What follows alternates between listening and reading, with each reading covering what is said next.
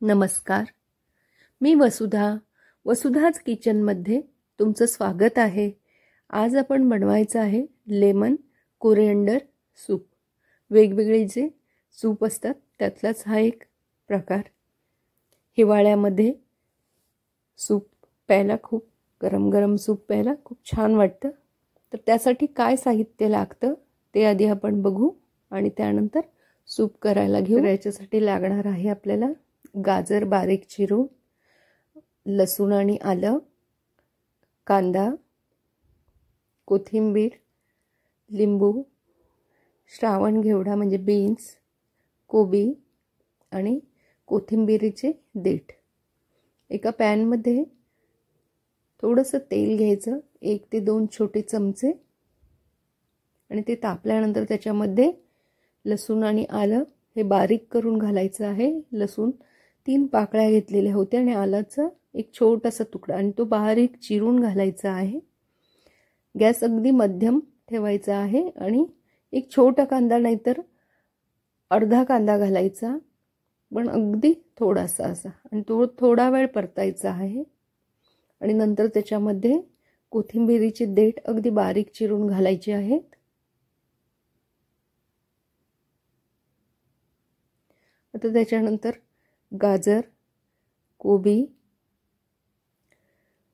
श्रावण घेवडा अगदी बारीक चिरून म्हणजेच फरसबी, आणि ते थोडा वेळ परतायचं आहे।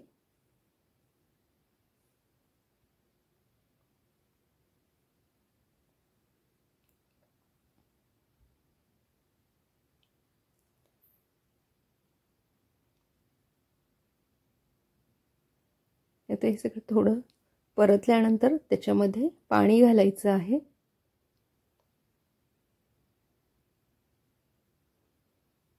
आता इथे मी 3 ग्लास पाणी घातलेलं आहे आणि याला चांगली उकळी आल्यानंतर याच्यामध्ये मीठ घालायचं आहे।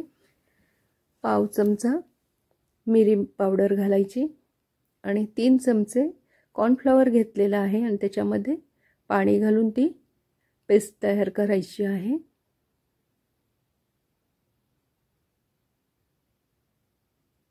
आणि ती यामध्ये थोडी थोडी घालायची आहे, एकदम सगळे घालायची नाही,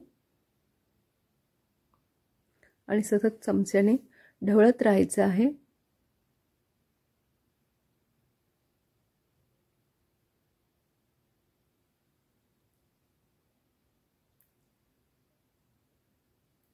आणि ह्याला आता चांगली उकळी आल्यानंतर मग लास्टला त्याच्यामध्ये कोथिंबीर बारीक चिरलेली घालायची।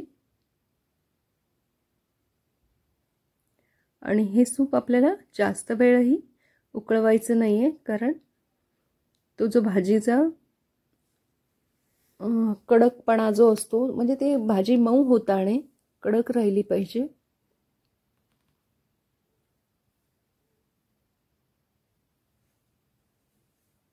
आणि नंतर लास्टला अगदी गॅस बंद करायचा आणि त्याच्यामध्ये लिंबू पिळायचा आहे। इथे मी अर्धा लिंबू पिळलेला आहे।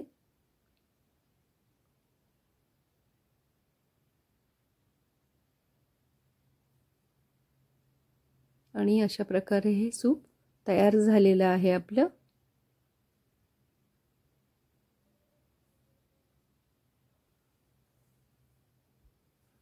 अशा तऱ्हेने सूपचा एक नवीन प्रकार लेमन कोरिएंडर सूप तयार झालेलं आहे आपलं गरमागरम।